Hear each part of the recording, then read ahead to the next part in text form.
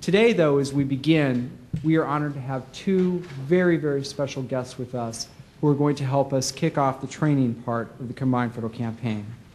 First, it is my great honor and pleasure to introduce Iowa Senator Charles Grassley, a person who has done much to improve the environment for nonprofit organizations in this country. In his role as chairperson of the Senate Finance Committee, Senator Grassley was instrumental in passage of the Pension Reform Act of 2006. Signed into law by President Bush last month, this law contains numerous provisions designed to improve the accountability and transparency of the nonprofit sector throughout the country. He first came to Washington, D.C. in 1974 as a U.S. representative from the state of Iowa, and in 1980 he was elected to the U.S. Senate, a post he's held for 26 years. Ladies and gentlemen, it is both my pleasure and honor to introduce to you Senator Charles Grassley.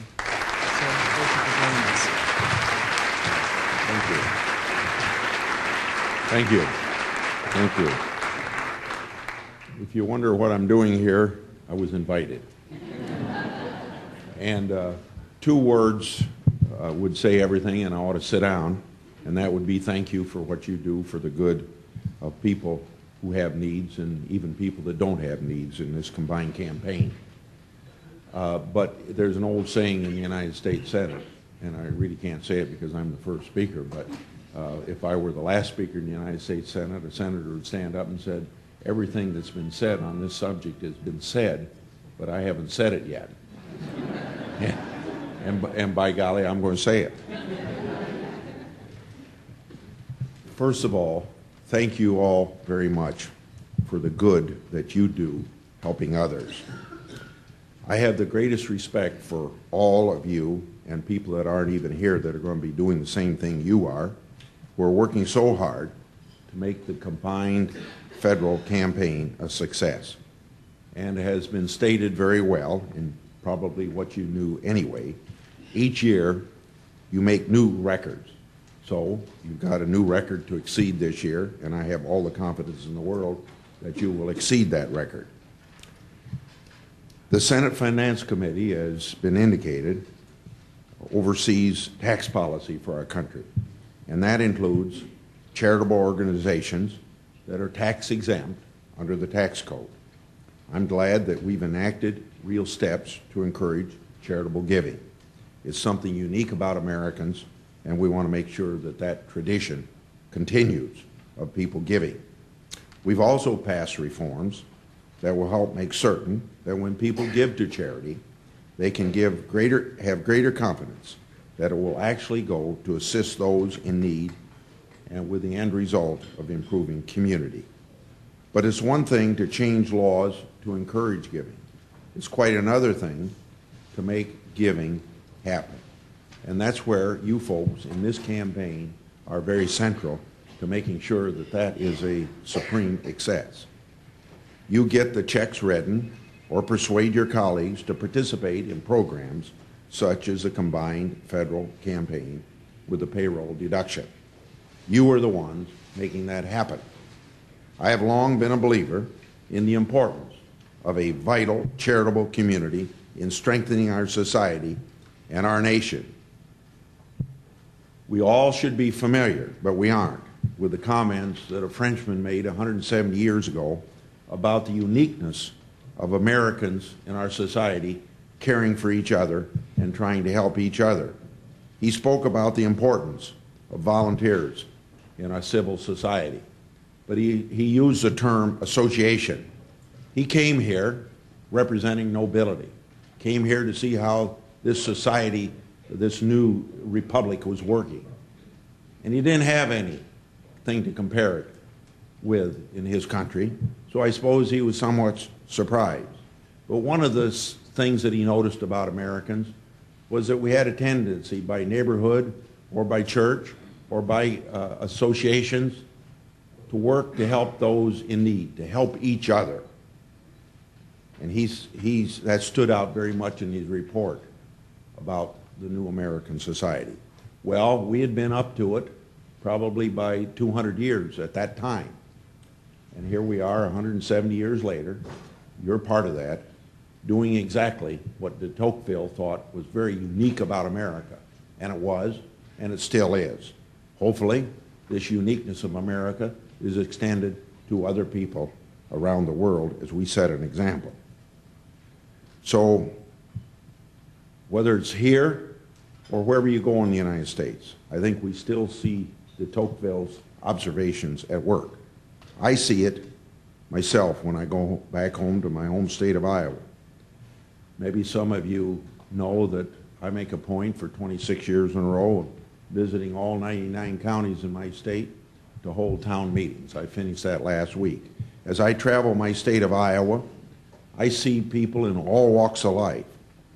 What I've found time and time again is that the helping hand for a neighbor is far more effective and humane when governed through charities and churches than the machinery of government. We're all reminded of that simple truth with the recent tragedy 12 months ago of Hurricane Katrina. As Finance Committee Chairman, I've met with senators from those affected areas now 12 months ago and continuing since. Time and again, they told me how local charities made such a difference for many people.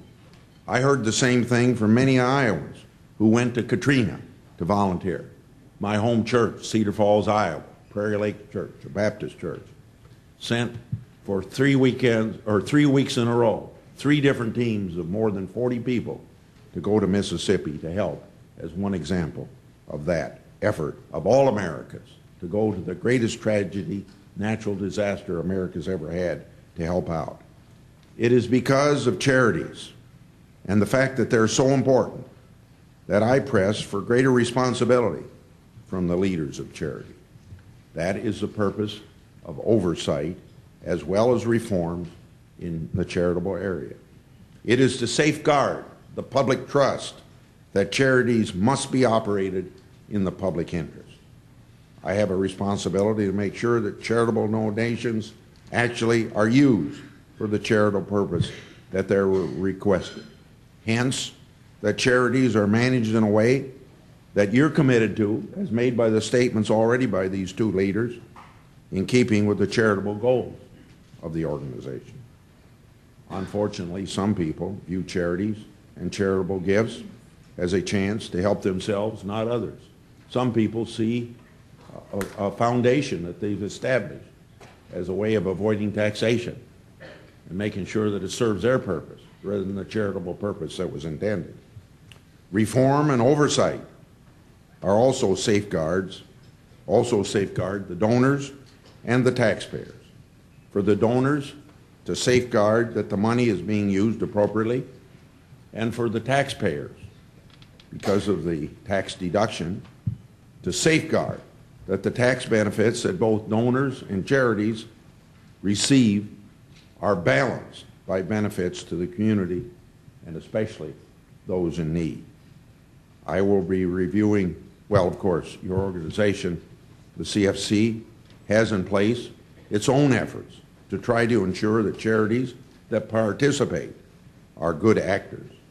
I will be reviewing closely the changes that have been made recently by OPM in this area, but I think it's important that people who give to charities participating in the combined federal campaign have confidence that these are charities that are doing a good job and are good stewards of the donations that they receive. It matters that we get the reforms right. It matters that the charities worthy of those who give their hard-earned dollars. While Bill Gates makes headlines with his millions and hundreds of millions of dollars of charitable gifts, and that is surely fine, and we ought to respect him for that, the monies that you raise really quickly add up to those kinds of givings by one individual as well. And this is all Americans combining in this effort to make a better life for people who have need. Last year alone, tens of millions of dollars from the combined federal fund went to help charities locally, nationally, and even internationally. So I'm confident that with the energy and enthusiasm that you bring to your task, you will encourage even greater giving this year and break another record. So I'm here to wish you success and thank you for going that extra mile.